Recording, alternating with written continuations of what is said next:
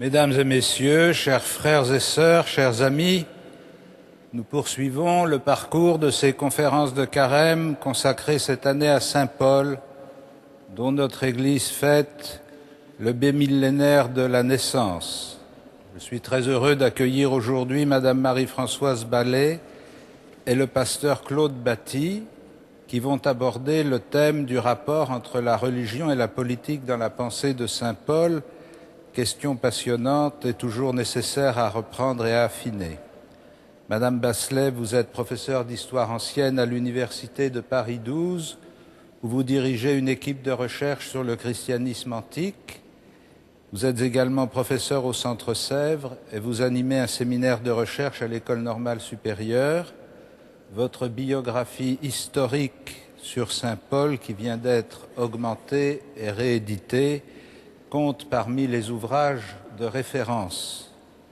Monsieur le pasteur Claude Batty, vous êtes bibliste et vous avez présidé l'Alliance biblique française en 1997 et la commission biblique de la Fédération protestante de France en 2000.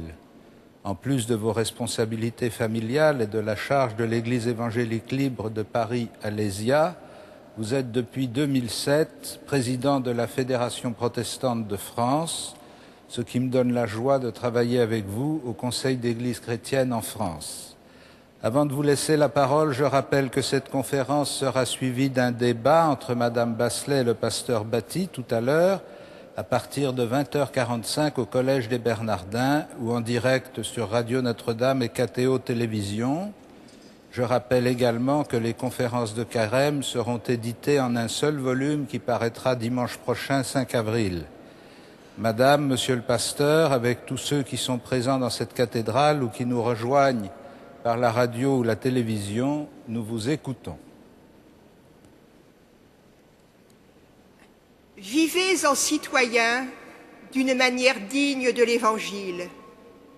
En donnant cette ultime consigne à ses convertis de Philippe, Paul fait le choix de l'engagement politique, tout au moins au sens large où l'entendaient ses contemporains, en termes de participation variée à la vie publique. L'homme antique était un animal politique, ainsi que l'avait dit Aristote. Il ne pouvait s'accomplir que dans le cadre de la communauté politique, en se consacrant au bien public. Et la question du communautarisme, telle qu'elle se pose aujourd'hui, était alors tout à fait inconcevable. Mais ce n'était pas un choix évident pour des croyants qui vivaient leur foi dans un État et dans une société qui ne la partageait pas. Dans un empire pluraliste, où la tentation du relativisme religieux fut indéniable, les premières communautés chrétiennes se sont trouvées devant la même alternative que les synagogues. Et c'est en définitive le dilemme de toute minorité religieuse, aujourd'hui comme hier. Soit on travaille à renforcer l'esprit de corps, quitte à rompre plus ou moins avec l'environnement familial et social, soit on joue le jeu de l'intégration politique proposée par les pouvoirs publics et par la société tout entière. Pour Paul, ce ne fut pas un choix facile à faire. Dans cette même épître aux Philippiens, il écrit ailleurs « Pour nous, les chrétiens, notre communauté civique est dans les cieux, d'où viendra aussi le Sauveur que nous attendons. » Il invite par là, semble-t-il, les chrétiens de Philippe à dépasser la question des droits civiques qui agitait à ce moment-là les habitants de cette colonie romaine. Aux chrétiens de Corinthe, il répète que leur destin ne se joue pas dans ce monde qui passe. Paul est-il donc au fond indifférent au monde et à l'action dans le monde ? Pour certains, ce serait son indifférence au monde et la certitude de l'imminence de la fin des temps qui lui aurait permis d'accepter si facilement la domination étrangère et de légitimer l'autorité établie, comme il le fait dans l'Épître aux Romains. Mais on peut aussi considérer que Paul use facilement d'un vocabulaire politique parce qu'il se meut naturellement dans la sphère politique, qu'il se pense et qu'il pense en citoyen. À bien lire les épîtres, Paul apparaît lui-même comme cet animal politique au sens où l'entendait Aristote. Sa pratique missionnaire témoigne qu'il a compris et qu'il a fait sien le principe de participation qui structurait la cité.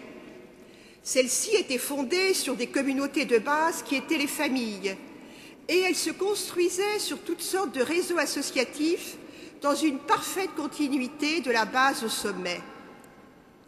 Or, c'est bien la famille qui constitue la cellule souche de la mission paulinienne. Et c'est aussi sur le mode associatif que doit se développer la communauté paulinienne, comme le montre, à mon sens du moins, l'intérêt porté par Paul aux questions de sociabilité et de convivialité dans la première épître aux Corinthiens. Certes, pour le converti qui s'est voué totalement et indéfectiblement au Christ, ce double engagement au Christ et dans le monde peut causer bien des tiraillements. Tiraillement, c'est encore une expression de Paul dans l'Épître aux Philippiens, quand il évoque une certaine attraction du martyr et du retrait définitif du monde alors qu'il est en prison. Parfois, l'imminence de la fin des temps l'emporte sur toute autre considération, dans le sentiment que ce monde-ci ne vaut plus la peine d'être vécu. Cependant, si Paul est tendu entre deux mondes, il n'a jamais une vision totalement négative du monde extérieur. Et il prête au contraire beaucoup d'attention à ceux qu'il appelle les gens ordinaires, les non-croyants. Et son souci constant d'une bonne communication suffirait à le prouver.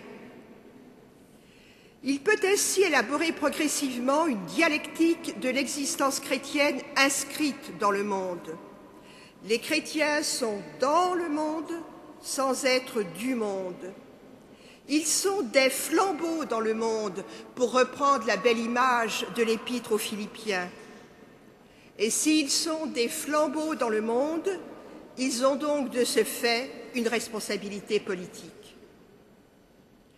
Le paradoxe chrétien, c'est de vivre avec les autres et comme les autres, tout en réglant sa conduite sur une autre table des valeurs que celle du monde. Il ne doit pas y avoir seulement tiraillement entre l'ordinaire de la cité où vivent les chrétiens et les valeurs transcendantales auxquelles ils aspirent. Non pas seulement tiraillement, mais bien plutôt interaction entre les deux plans. Et c'est ainsi que Paul engage ses communautés dans l'action sociale. Plusieurs de ses prescriptions aux Corinthiens visent à réduire ce qu'on appellerait aujourd'hui la fracture sociale. C'était un risque inhérent à toutes les communautés antiques et que reflétait alors l'Église locale de Corinthe dans son fonctionnement et dans ses comportements. Paul marque aussi de l'intérêt pour les questions économiques et financières, comme le montrent nombre de ses comparaisons utilisées dans ses lettres. Et surtout, sa pratique missionnaire pose le principe de l'entraide d'une communauté à une autre. Cela aboutit à mettre ces églises en réseau, à témoigner ici de façon très évidente de l'universalisme de la mission chrétienne, sans qu'elle se replie sur elle-même. Parce que Paul conçoit d'emblée ces églises comme des communautés ouvertes, inscrites dans une cité et dans un espace régional, on comprend mieux qu'il ait validé l'État romain, non pas alors par indifférence, mais dans la conviction que l'État, l'Empire romain, ouvrait un espace et créait des potentialités au service des vraies valeurs, celles de l'Évangile. Pour lui, l'État est d'abord une institution nécessaire, comme il le rappelle dans l'Épître aux Romains, une institution qui protège et qui régule, en ce sens que l'État engage individus et collectivités dans l'intérêt commun. La citoyenneté, c'est la façon de penser le bien et de vivre ensemble. Paul développe ce point de vue sur la finalité éthique de l'État en reprenant somme toute des analyses traditionnelles en son temps sur la tendance de toute communauté à l'éclatement, surtout si cette communauté est agissante. Pour lui qui a vécu douloureusement cette situation à Corinthe, dans les églises de Galatie, l'État doit protéger contre toute dérive sectaire, puisque l'État fait prendre en compte l'intérêt commun au-delà des querelles de personnes. Ce risque de dérive sectaire, Paul l'aperçut à Corinthe tout particulièrement, quand il déplore à Corinthe que la chrétienté locale s'identifie par petits groupes personnalisés sans vivre pleinement l'unité dans le Christ. Alors, la politique peut apparaître comme une forme de l'amour mutuel qui doit fonder la communauté chrétienne. Et l'ordre établi, cet ordre qui est voulu par Dieu, comme il le dit dans l'Épître aux Romains, cet ordre est consensuel puisque c'est celui du bien commun. Avant Paul, les chefs de synagogue l'avaient bien compris, qui, les premiers, avaient institué la prière pour le bien des autorités. Cependant, la validation de l'État antique et de l'ordre établi n'est ni inconditionnelle ni définitive. Et si Paul reprend des analyses politiques et des principes de son époque, il leur donne un fondement et une interprétation théologique nouvelle. Quand il écrit que l'ordre établi est voulu par Dieu, il fait sienne la conviction des auteurs bibliques qu'un souverain étranger, non croyant, peut être choisi par Dieu comme médiateur dans l'économie du salut. Mais cette investiture religieuse crée un rapport contractuel entre la communauté des croyants et l'État qui l'abrite, et cela oblige le fidèle à garder une certaine distance et une certaine liberté. L'engagement dans la cité n'exclut donc pas la résistance. L'essentiel pour le chrétien, comme le rappelle l'apôtre aux Philippiens, l'essentiel pour le chrétien est de tenir ferme à l'Évangile. Paul n'est pas au service de l'État en place, et il en attend finalement moins que bien d'autres. À son époque, les communautés religieuses avaient parcouru presque tout le champ des relations possibles entre les religions et l'État. Pourtant, Paul n'envisage pas pour les chrétiens de statut protégé tel qu'en avaient obtenu les Juifs. D'autres intellectuels de la diaspora pensaient que l'universalisme politique devait nécessairement précéder l'universalisme religieux. Et donc, ils percevaient l'empereur romain, comme le nécessaire, l'indispensable unificateur du genre humain. Mais Paul ne demande pas au pouvoir politique de créer ainsi autoritairement le cadre favorable à la mission. Cela, il l'attend de chaque chrétien, en particulier dans le Christ. Engagé par son baptême dans un processus d'imitation du Christ, le chrétien est appelé à redécouvrir l'autre comme un frère dans le Christ. Et il est ainsi conduit à construire et à proposer un modèle de changement déjà dans son cadre de vie immédiat. La société et l'État ont donc vocation à évoluer de proche en proche. En définitive, Paul introduit la notion de changement dans le monde, au moins implicitement. Et cette notion de changement, il l'introduit dans un monde antique qu'il apercevait fort peu et qui appréciait plutôt l'action politique comme la restauration toujours indéfiniment d'un passé idéalisé. Paul n'attend pas que l'État change le monde, mais il anticipe le changement et même il le pense autrement, sans accepter jamais que le religieux se laisse enfermer dans le politique. Quand il dépasse les réalités immédiates d'une société extrêmement segmentée, bien plus segmentée que la nôtre, en affirmant qu'à l'intérieur de la communauté chrétienne, dans le Christ et dans l'esprit, il n'y a plus de disparité selon la race, la culture, le sexe ou le degré de liberté. Quand il dit cela, il s'inscrit dans une certaine mesure dans la pensée philosophique grecque et dans la première expérience de mondialisation que représentait l'Empire romain et qui faisait réfléchir les notables. Mais il récuse en réalité la politique d'assimilation et de globalisation hégémonique qui était en germe au sommet de l'État romain et qui était soutenue par les intellectuels. Un jour, disait-il, un jour, tout le monde serait citoyen romain.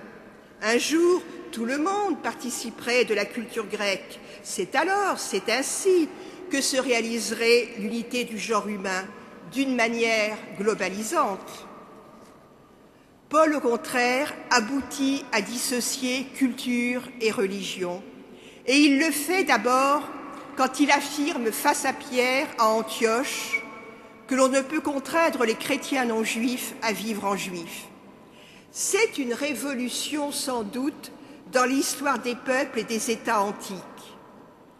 En effet, à l'époque de Paul, on s'identifie à la fois à une pensée religieuse et à une civilisation. Qu'est-ce que c'était qu'être grec?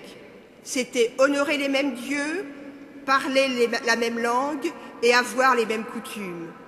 Être juif, c'était reconnaître Yahvé comme le seul vrai Dieu et observer des pratiques distinctives qui faisaient du judaïsme une culture en même temps qu'une religion. Être chrétien relève au contraire de la seule adhésion personnelle, sans aucun prédéterminé culturel, sans aucun modèle dominant.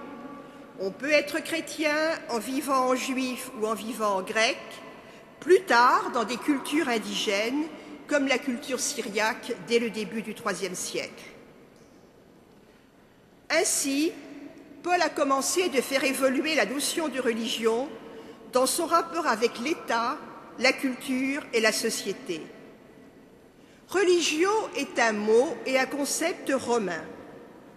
Au sens latin du terme, la religion devait créer du lien social. Et c'est ce que les autorités politiques demandaient à toutes les communautés religieuses de l'Empire. Dans les religions antiques, cela consistait surtout à maintenir la paix avec les dieux en assurant une bonne participation aux différentes cérémonies. Dans la religion que prêche Paul, la piété est tout autre chose qu'un ensemble de prescriptions rituelles. C'est une morale applicable aux relations des êtres humains entre eux et même plus largement à l'ensemble des activités humaines.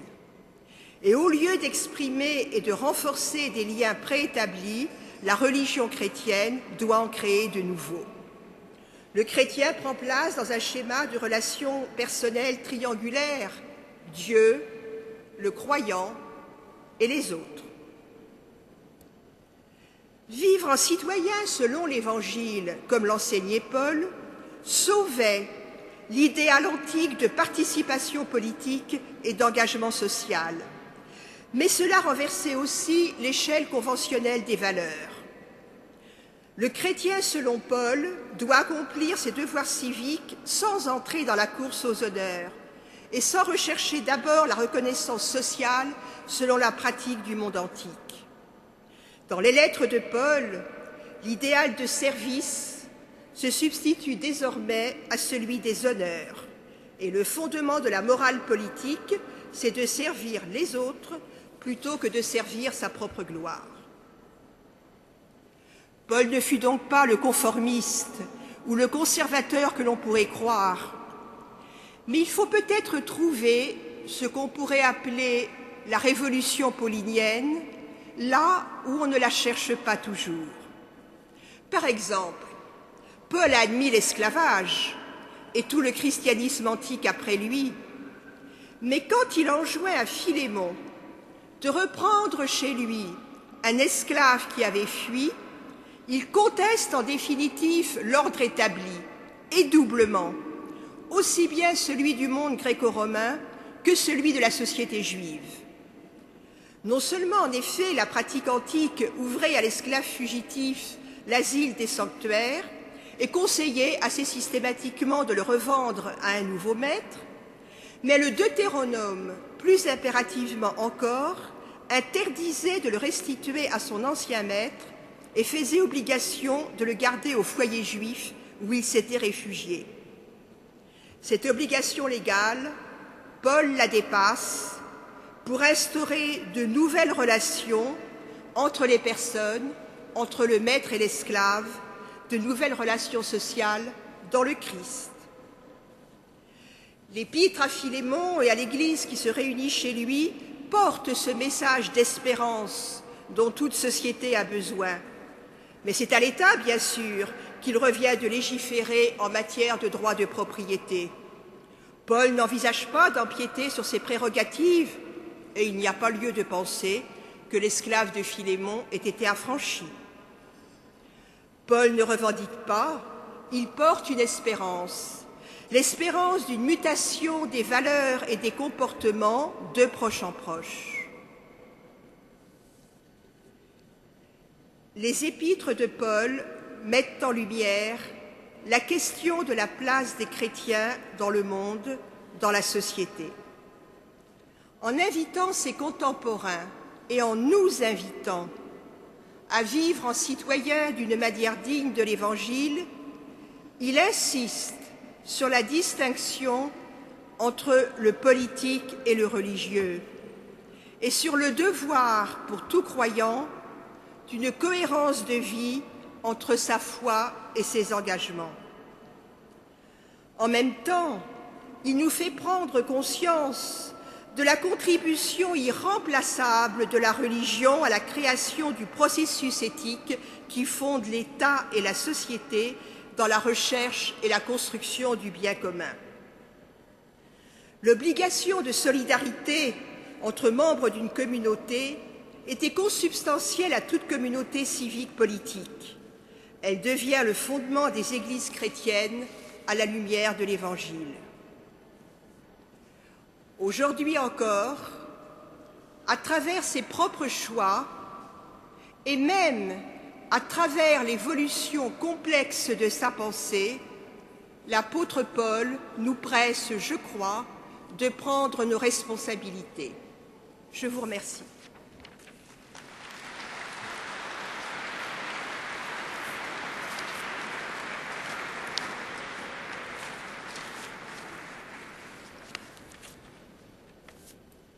Comment l'apôtre Paul envisage-t-il le rapport entre religion et politique? Avant d'essayer de répondre à cette question, un préalable doit être formulé. C'est une précaution qui, du côté protestant, a été rappelée à l'occasion de l'année Calvin. Calvin, qui est bien moins éloigné dans le temps, mais tout de même d'une autre culture. Il s'agit de ce que l'historien Lucien Febvre a appelé l'outillage mental. À chaque civilisation son outillage mental.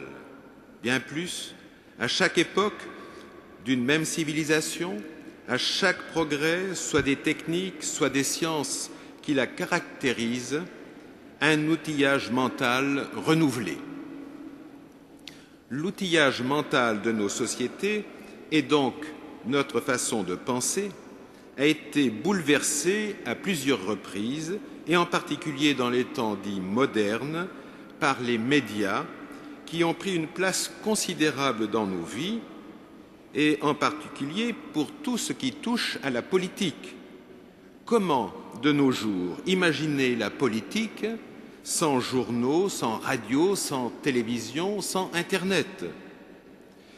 Ce simple exemple suffit à rappeler que non pas à 5 siècles, mais à 20 siècles de distance, les risques d'anachronisme sont grands.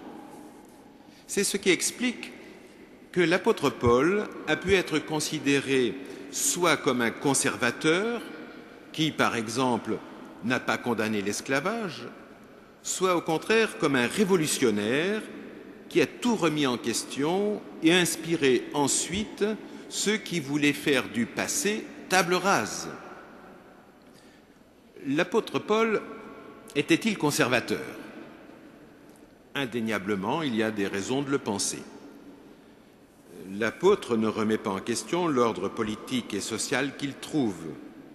Il semble même en profiter. Le chapitre 13 de sa lettre aux Romains est le plus connu sur ce sujet. Je cite quelques versets. Que chacun, écrit-il, soit soumis aux autorités établies, car il n'y a pas d'autorité qui ne vienne de Dieu, et celles qui existent ont été instituées par Dieu. C'est pourquoi celui qui résiste à l'autorité s'oppose à l'ordre de Dieu. Ceux qui s'opposent attireront un jugement sur eux-mêmes. Les chefs, en effet, ne sont pas à craindre quand on fait le bien, mais quand on fait le mal. Veux-tu ne pas craindre l'autorité ?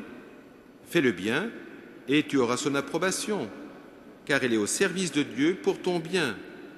C'est pourquoi il est nécessaire d'être soumis, non seulement à cause de la colère, mais encore par motif de conscience. » Fin de citation.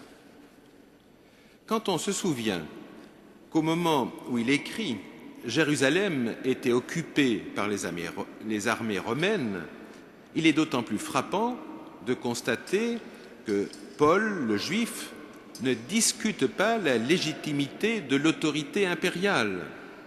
Il déclare même qu'elle est établie par Dieu, bien plus, en plaçant ses lecteurs devant une institution à caractère divin. Il rend quasiment impossible une contestation de principe de cette autorité. Cela reviendrait à s'opposer à Dieu. Notons cependant que la force de cette exhortation repose sur l'a priori que le pouvoir politique a pour objectif le bien des populations, la protection des honnêtes gens et la répression de ceux qui font le mal. C'est pourquoi, conclut-il, il est nécessaire d'être soumis non seulement par peur du glaive, mais par motif de conscience. Mais cette exigence supplémentaire qui semble accentuer la soumission fonctionne en fait comme une ouverture. En effet, si le pouvoir politique se détournait de sa mission, si au lieu de réprimer le mal, il l'encourageait, que devrait-on faire en conscience ? Cette question n'est pas abordée par l'apôtre, mais elle reste posée. On connaît en tout cas une réponse apostolique qui est celle-ci: il vaut mieux obéir à Dieu plutôt qu'aux hommes.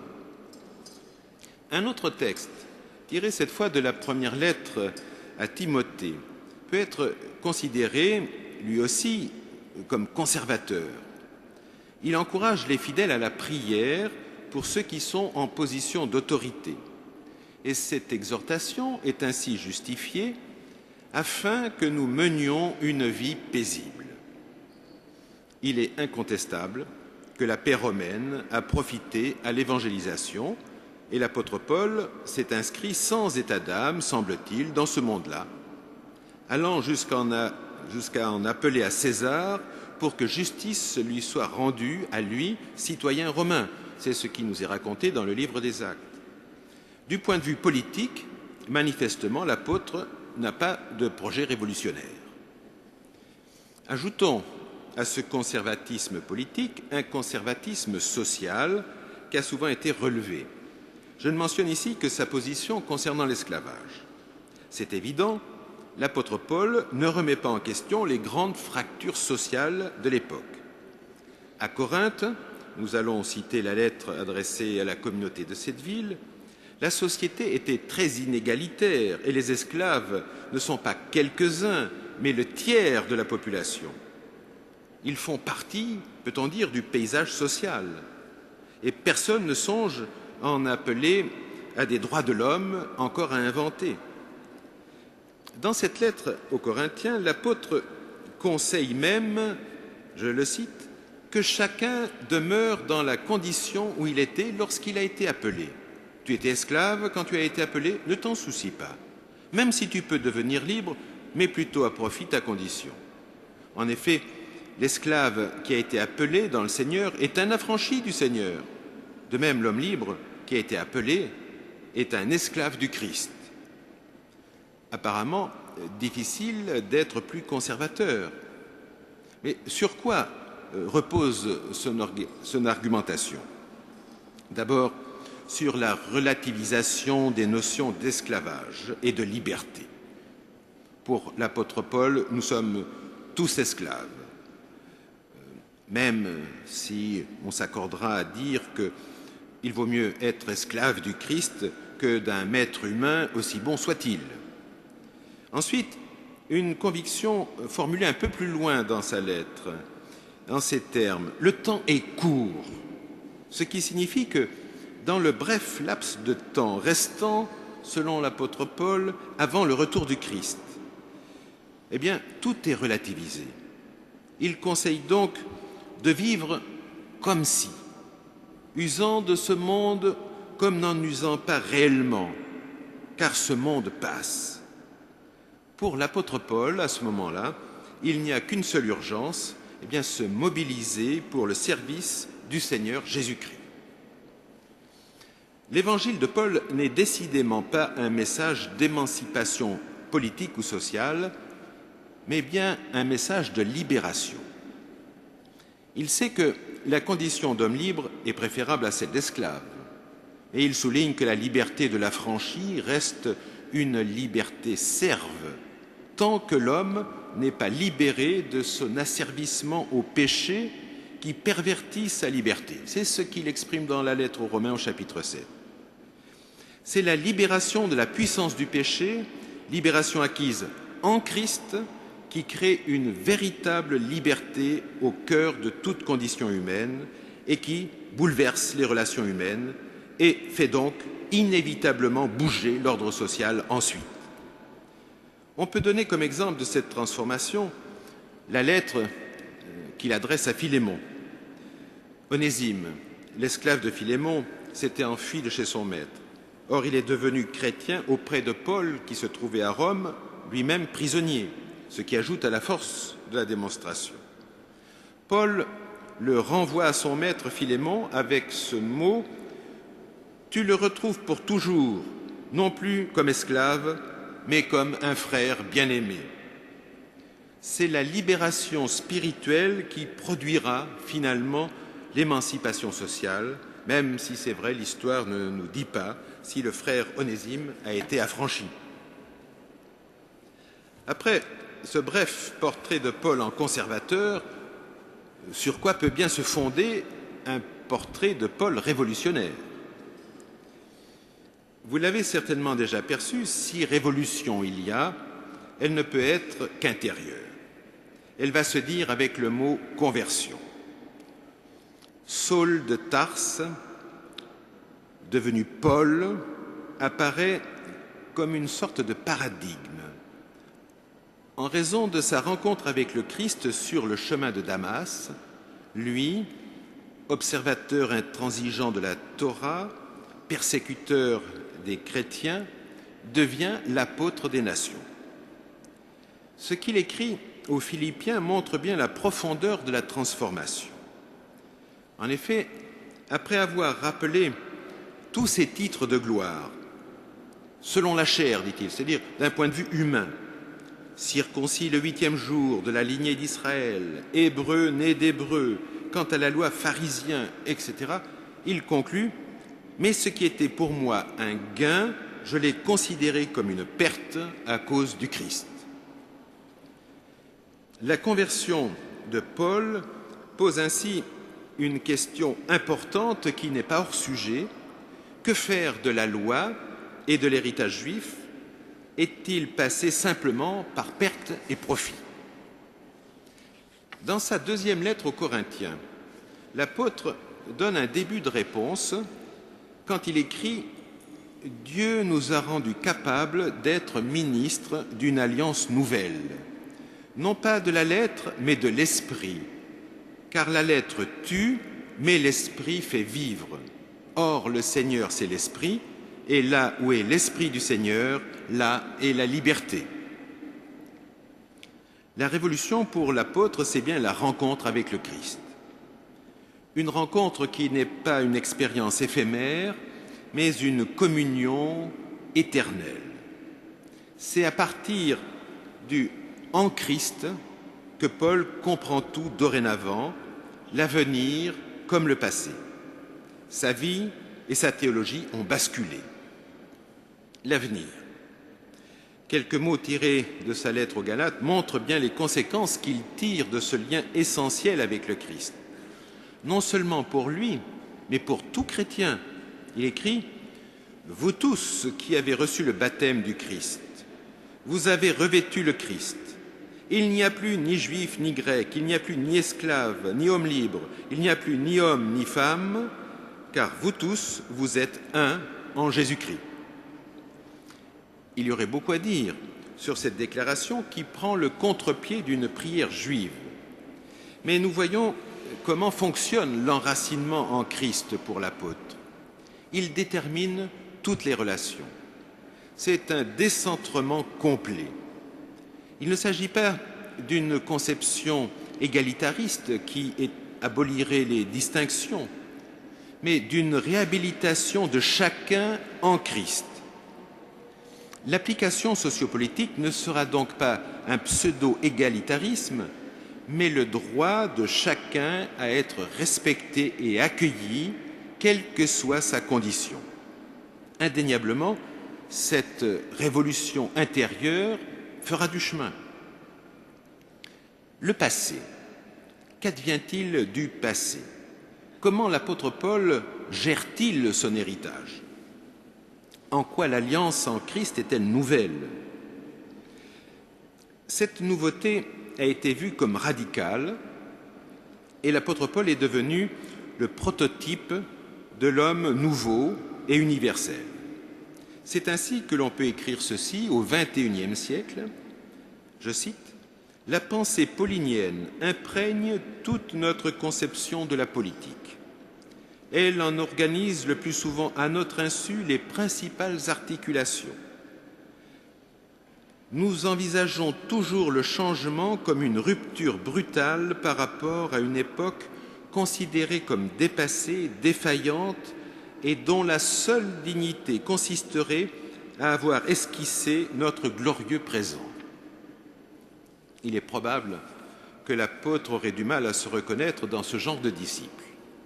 En premier lieu, parce que pour le lecteur attentif de ces lettres, il est évident que Paul a constamment cherché à fonder sa théologie en lien avec son héritage juif.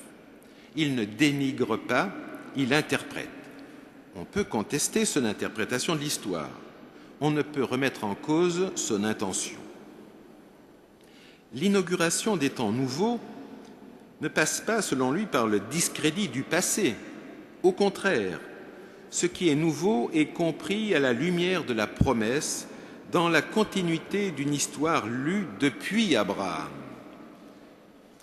Discuter cette vision nous conduirait trop loin, mais il est indispensable de rappeler l'effort constant de l'apôtre cherchant à comprendre comment la révélation qu'il reçoit, qu'il appelle un mystère, en particulier dans le texte aux Éphésiens, comment cette révélation s'inscrit dans l'histoire. J'en donne deux exemples. Quand il énonce le principe de la justification par la foi dans sa lettre aux Romains, il prend soin de dire que cette justice de Dieu est attestée par la loi et les prophètes.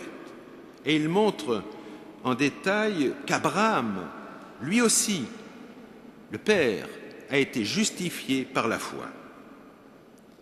Dans la même lettre, plus loin, il tente d'expliquer le rejet de son évangile par beaucoup de ses frères israélites, ce qui lui cause une grande douleur et lui pose une question poignante. Il relie alors l'histoire du peuple d'Israël, non pas pour le rejeter, mais pour proposer la perspective d'une intégration finale qui met en demeure les non-juifs de ne pas faire les fiers. Décidément, Paul ne fait pas table rase du passé, c'est même au point qu'on pourra lui reprocher de le récupérer. Paul a choisi, à l'exemple du Christ, la faiblesse. Si la politique a quelque chose à faire avec le pouvoir, nous devons être attentifs au fait que l'apôtre a fait le choix de la faiblesse, de la non-puissance. Il n'a voulu connaître que le Christ crucifié, écrit-il aux Corinthiens. En d'autres mots, il a voulu emprunter le même chemin que son maître, celui du service et non de la domination. Il en fait la preuve dans ses relations avec les églises. Il écrit « S'il faut faire le fier, c'est de ma faiblesse. que je ferai ma fierté. En cela, il n'est pas plus politique que Jésus, disant à ses disciples, « Les chefs des nations dominent sur elles en seigneurs, les grands leur font sentir leur autorité, il n'en sera pas de même parmi vous. Au contraire, quiconque veut devenir grand parmi vous sera votre serviteur. » La puissance dans la faiblesse. La révolution intérieure qui a transformé l'être au monde de Paul le conduit dans un engagement total, constamment tempéré par la conviction que c'est Dieu qui finalement agit. J'en donne 2 indices rapidement. Moi, j'ai planté, écrit-il aux Corinthiens, Apollos a arrosé, mais c'est Dieu qui fait croître. Ensuite, la parole qu'il reçoit de Dieu après sa triple prière de demande de guérison. Il l'exprime de cette façon, « Ma grâce te suffit, car ma puissance s'accomplit dans la faiblesse. » Cette parole est comme le programme de la vie de l'apôtre, sa feuille de route. Enfin, l'espérance. La conviction qui explique en partie le peu d'intérêt que l'apôtre semble avoir eu pour l'amélioration de la condition sociale de l'humanité, à savoir que la fin était proche, dit aussi quelque chose sur ce qui le motive profondément. Selon lui, la justice véritable ne peut venir que de l'établissement du royaume de Dieu par le Christ. L'apôtre n'espère vraiment qu'en Dieu. Que conclure alors pour notre propre conduite aujourd'hui? Avec toute la prudence que demande la distance culturelle, mais usant de la liberté de parole, la parésia que revendiquait l'apôtre, je dirais que Paul ne pouvait envisager de rôle politique pour les communautés chrétiennes du 1er siècle parce que leur importance numérique était dérisoire. Mais pour autant, rien dans ces lettres ne laisse percevoir un programme qui ferait que dans l'avenir, il envisage autre chose. Et c'est à noter comme une sorte de contre-modèle dans une société où le culte de l'empereur tendait à devenir un devoir citoyen. Il n'envisage certainement pas que doive s'installer un royaume humain avec culte obligatoire du Christ. Dire cela n'implique pas que les chrétiens soient destinés à vivre hors du monde. En revanche, cela spécifie l'origine de leur engagement. Il est intérieur, lié à leur relation avec le Christ et donc marqué par une liberté chrétienne inaliénable. Cela n'implique pas non plus que les églises soient condamnées au repli dans le domaine spirituel. Cela n'a pour conséquence que la préservation de la liberté d'une communauté qui ne sert qu'un seul maître. Sa force n'est pas dans les alliances et la puissance des hommes, mais dans une humble et forte parole authentifiée par le comportement. Il s'agira bien de servir le prochain au nom du Christ, animé par son agapé. Enfin, cela nous rappelle que notre espérance est non pas dans l'homme, mais en Dieu seul. Et je cite, pour terminer, un texte tiré de la première lettre à Timothée. L'apôtre Paul écrit ceci, « Nous travaillons et peinons parce que nous avons mis notre espérance dans le Dieu vivant, qui est le sauveur de tous les humains, et en particulier des croyants. » Je vous remercie.